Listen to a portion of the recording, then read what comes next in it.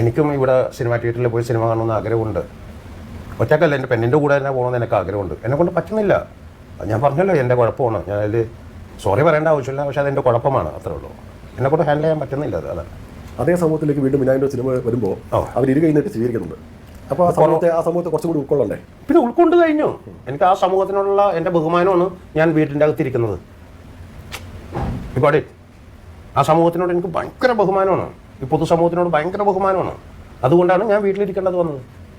അല്ലെങ്കിൽ ഞാൻ മനസ്സിലായില്ലേ, 10ൽ 2 വരെ തോണ്ടും, ഞാൻ കയറി പ്രശ്നം ഉണ്ടാക്കും. എന്തിനു വേണ്ട, ബെറ്റർ എൻ്റെ റൂമിൽ ഇരുന്നോളാം. അതന്നെ ഞാൻ പറഞ്ഞു. അങ്ങനെ പ്രതിസന്ധി ഇല്ലാത്ത മനുഷ്യന്മാരുണ്ടോ?